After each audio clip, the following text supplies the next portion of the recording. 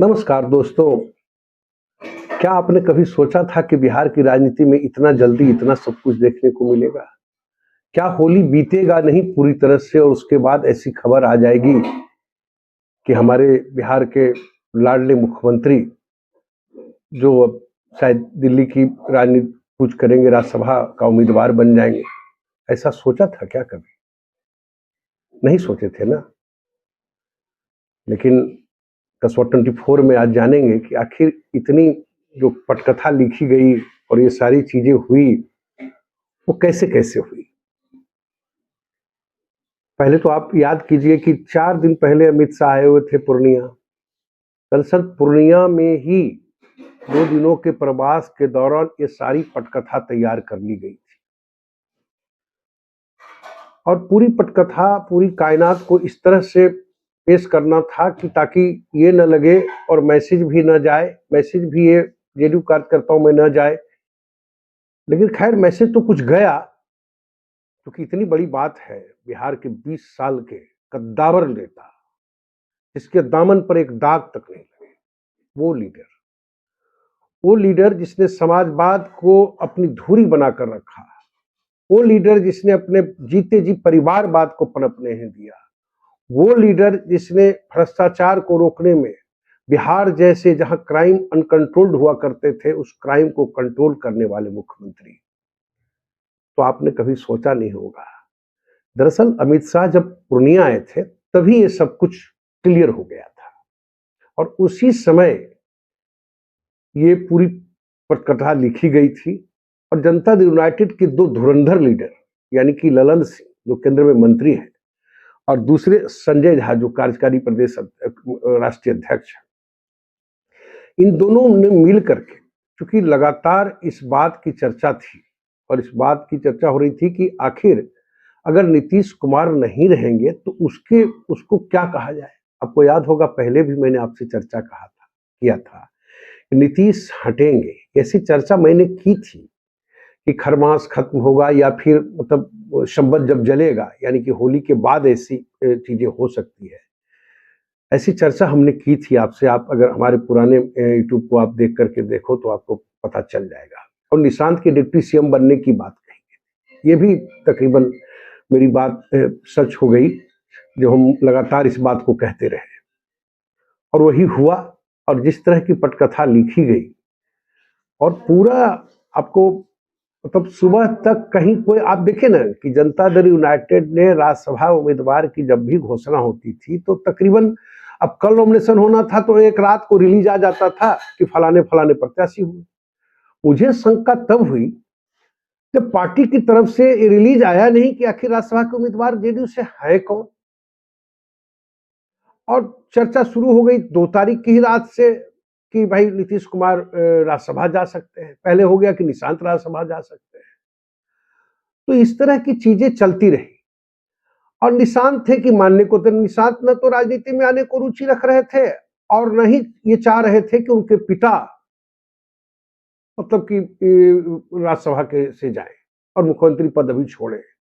उनके स्वास्थ्य को लेकर हमेशा वो कहते रहे कि उनका स्वास्थ्य बिल्कुल ठीक है, आपने देखा हुआ कई बार उन्होंने कहा, तो इस बात का उन्हें मलाल था। लेकिन एन वक्त पर जब ललन सिंह पहुंचे तो एयरपोर्ट पर पहले पहुंचे तो आते कहा कि भाई उनको राज्यसभा जाना है तो मुख्यमंत्री नीतीश कुमार तय करेंगे। नीतीश कुमार राज्यसभा जाएंगे सर, आज नॉमिनेशन फाइल करने जा रहा है। अब ये तो फैसला नीतीश कुमार जी करेंगे ना, इस पर आप हमसे प्रतिक्रिया क्यों पूछ रहे हैं? ये फैसला तो नीतीश कुमार जी माननीय मुख्यमंत्री जी को करना है।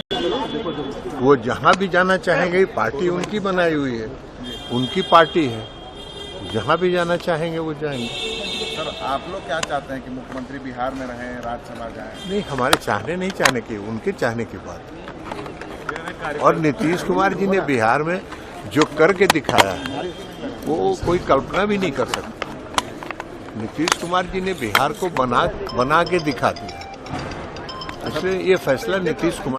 अंदर गए, जो अंदर खाने की खबर है कि तकरीबन निशांत के साथ तकरीबन आधे घंटे तक दोनों बंद कमरे में बातचीत हुई, पूरी चीजों को रखा गया। ललन सिंह ने भी कहा कि देखिए स्वास्थ्य को लेकर के देश भर में कई तरह की चर्चाएं हो रही है और ये दिल्ली चले जाएंगे तो वहाँ बहुत सारी चीजें हैं, हेल्थ सेक्टर से जुड़ा हो या फिर इस राजनीति से, और इवाइजत अगर चले जाते हैं और आप डिप्टी सीएम बन जाते हैं इस तरह से। लेकिन मैंने कहा ना कि निशांत के साथ दोनों चीजें थी, एक तो अपने पिता को नहीं चाहते थे कि वो राज्यसभा जाए, दूसरा ये नहीं चाहते थे कि मतलब कि वो राजनीति में आए या एक तरफ। लेकिन इसकी कवायद करीब 2 महीने से चल रही थी, गाहे बेगाहे चर्चा भी हो रही थी कि क्यों नहीं निशांत, क्यों नहीं राजनीति में आएंगे, इस तरह की कई चर्चा चलती रही। लेकिन पटाक्षेप तब हुआ। अब देखिए ना कि मुझे थोड़ा अजीब लगा कि राज्यसभा के लिए नॉमिनेशन करने गए नीतीश कुमार करीब 1 बजे निकले हैं, तकरीबन 2 घंटे तक मैराथन डिस्कशन अंदर चलता रहा। विजेंद्र यादव तो इतने मतलब वो थे कि आखिर क्यों ये जाएंगे, क्यों राज्यसभा जाएंगे। विजेंद्र यादव बिल्कुल नहीं चाह रहे थे। और लेकिन अब सवाल ये उठता है कि आखिर विजेंद्र यादव के कहने, लेकिन ललन सिंह पूरी जो जिसको मतलब विपक्ष के लोग भुंजा पार्टी कहते हैं। देखिए तेजस्वी यादव कितने वो थे, तेजस्वी यादव ने जब कहा, क्या कहा जरा सुनिए। हम लोगों ने ये कहा था कि भाई बीजेपी जो है जनता दल यूनाइटेड पार्टी को खत्म कर देगी, अब जनता दल यूनाइटेड पार्टी अब बचेगी नहीं। हमारी पूरी सहानुभूति नीतीश कुमार जी के प्रति है। चुनाव में भी हमने उनके खिलाफ कुछ नहीं कहा, और चुनाव के दौरान भी घूम घूम के ये बात हम कहते थे कि भाई नीतीश जी को तो घोड़ी पे चढ़ाया है दूल्हा बना करके, लेकिन फेरा किसी और के साथ दुला रहा है। यही सच्चाई है। और बीजेपी नहीं चाहती है कि कोई ओबीसी समाज, अति पिछड़ा समाज, दलित आदिवासी समाज जो लीडर है या सामाजिक न्याय की जो बात करता है, धर्मनिरपेक्षता की जो बात करता है, उसको ये भाजपा के लोग टिकने नहीं देना चाहते। हम जानते हैं उड़ीसा में, मध्य प्रदेश में, हर जगह जो है ये ऐसे सीएम चुनते हैं भाजपा, भले ही ओबीसी समाज के हो, लेकिन रबर स्टैंप वाला जो सीएम जो है भाजपा जो है चुनती है। यानी हम पहले भी कहते रहे हैं कि भाई पूरी तरीके से भाजपा ने हाईजैक नीतीश कुमार जी को कर लिया। आज वो बात जो है साबित हो गई। स्वागत करेंगे नीतीश कुमार के अगर वो आते हैं तो कार्यकर्ताओं में रोष है उनके आसपास। हम तो पहले भी कहे कि जो जन भावनाएं हैं इस सत्ता परिवर्तन के खिलाफ है, और ये सबको पता था कि भाजपा ये करेगी। और भाजपा जिस जिस सहयोगी दलों के साथ रही है, सबसे पहले अपने सहयोगी दलों को खत्म करती रही है। चाहे तमिलनाडु में AIADMK हो, शिवसेना हो महाराष्ट्र में। तो सवाल ये उठता है, तेजस्वी जी जब मुख्यमंत्री थे तो आप कहते थे बीमार है, अब जब मुख्यमंत्री दिल्ली जाने की बात कर रहे हैं तो आप कह रहे हैं कि भारतीय जनता पार्टी ने पूरी तरह हाईजैक कर लिया, वो पूरी तरह से जेडीयू को खत्म कर देगी बीजेपी। अरे तो सब बात तो आप ही कह रहे हो तेजस्वी जी, तो कैसे काम चलेगा? आखिर एक न एक दिन तो ये होना था। अब आपको ये क्यों लग रहा है कि बर्बाद कर देगी पार्टी? और पार्टी की भविष्य को लेकर के अब जो हो, लेकिन तेजस्वी ने कहा वो तो आप खैर सुन ही लीजिए। और उसके बाद जो हुआ कि जेडीयू के कई कार्यकर्ताओं की नाराजगी देखने को मिली, कई मतलब की गाड़ियों से है कि हम किसी कीमत पर नीतीश कुमार को जाने नहीं देंगे। और मुझे तब आश्चर्य लगा कि एक तरफ वो पटकथा लिख रहे थे, माफ कीजिएगा, वो राज्यसभा की उम्मीदवारी का नामांकन कर रहे थे, और अमित शाह जैसे विदाई गीत गा रहे हो। सुनिए जरा, अमित शाह उनके पढ़ाई में कितने कसीदे पढ़ रहे थे। मतलब साफ तौर पर वो बताना चाह रहे थे कि ये राज्यसभा के उम्मीदवार हो गए हैं, अब ये मुख्यमंत्री नहीं रहेंगे। स्पष्ट जान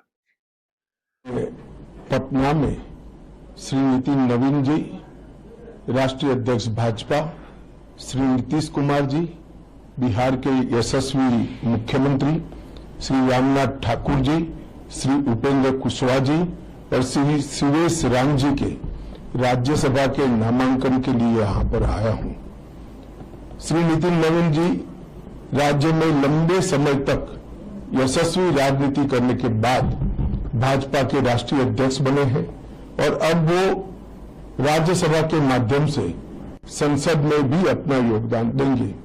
हम सब एनडीए के सदस्य, भाजपा के करोड़ों कार्यकर्ता नितिन नवीन जी का राष्ट्रीय राजनीति में और संसद में स्वागत करते हैं। आज बिहार के यशस्वी मुख्यमंत्री श्री नीतीश कुमार जी ने भी राज्यसभा में अपना नामांकन किया है। इसके साथ ही बहुत लंबे अरसे के बाद श्री नीतीश कुमार जी फिर से एक बार राष्ट्रीय राजनीति में राज्यसभा सांसद के नाते प्रवेश करेंगे। 2005 से लेकर आज तक नीतीश कुमार जी बिहार के मुख्यमंत्री रहे। उनका एक कार्यकाल एक प्रकार से बहुत यशस्वी रहा। ये कार्यकाल उनका बिहार के इतिहास में स्वर्णिम पृष्ठ के रूप में लिखा जाएगा और बिहार के विकास के सारे मायने को उन्होंने गति देने का काम किया। उन्होंने अपने शासनकाल में बिहार को जंगल राज से मुक्त करने का काम किया। इन्होंने बिहार की सड़कों को न केवल गांवों तक जोड़ा, बिहार की सड़कों की स्थिति को भी सुधार किया। इतने लंबे करियर में विधायक, सांसद, मुख्यमंत्री, केंद्रीय मंत्री रहते हुए उनके कुर्ते पर कभी दाग नहीं लगा। पूरा जीवन भ्रष्टाचार के आरोप लगने बगैर इतना लंबा राजनीतिक सफर शायद ही किसी राजनेता ने तय किया हो जो नीतीश कुमार जी ने किया है। बिहार में हर गांव, हर घर में बिजली पहुंचाने में भी उनका बहुत बड़ा योगदान रहा। हमेशा नीतीश जी सादगी, शुचिता और सार्वजनिक जीवन के उच्चतम मूल्यों के पक्षधर रहे हैं, जिनका पालन उन्होंने भी किया। नरेंद्र मोदी जी के नेतृत्व में 11 साल तक बिहार को हर प्रकार से आगे ले जाने में बहुत बड़ा योगदान किया और उनके नेतृत्व में ही मोदी जी की भेजी हुई सभी योजनाएं बिहार के जन जन तक पहुंची। 1974 के जयप्रकाश आंदोलन के वो प्रमुख नेता रहे हैं और तब से लेकर आज तक पूरा जीवन जेपी के सिद्धांतों पर उन्होंने बिताने का प्रयास किया। अब फिर से एक बार वो राज्यसभा के सांसद के नाते दिल्ली आ रहे हैं। मैं और एनडीए के सभी साथी उनका हृदय से स्वागत करते हैं और उनका कार्यकाल जो मुख्यमंत्री के नाते हैं वो हमेशा बिहार के लोग याद भी रखेंगे, उसका सम्मान भी करेंगे। मैं फिर से एक बार नितिन नवीन जी और नीतीश कुमार जी का राज्यसभा में आने का स्वागत करता हूं। धन्यवाद। तो कहने का सिर्फ मेरा एक ही मतलब है कि राजनीति आज न कल होनी ही थी, इसमें कहीं कोई दो राय नहीं, लेकिन इतनी जल्दी पटकथा लिख दी जाएगी और इतनी सारी चीजें 1-2 दिन के अंदर हो जाएगी और राज्यसभा के अंतिम नामांकन के अंतिम दिन ये सारी प्रक्रिया हो जाएगी, ये किसी ने कल्पना नहीं की थी। बहरहाल अब देखना यह है, आगे हम और चर्चा करेंगे अगली कड़ी में, लेकिन एक बात याद रखिएगा, बिहार की राजनीति की सूरज को कोई खुला नहीं सकता। नीतीश कुमार ने जो लकीर खींच दी, उस लकीर से बड़ी लकीर खींचने के लिए पसीने बहाने होंगे और भारतीय जनता पार्टी को तब पता लगेगा जब नीतीश नहीं होंगे, तो पता चलेगा बीजेपी को भी कि आखिर नीतीश के न रहने का क्या नफा और क्या नुकसान है। ये तो आने वाले भविष्य में पता चलेगा। इस पर मैं ज्यादा कुछ टीका टिप्पणी नहीं करूंगा।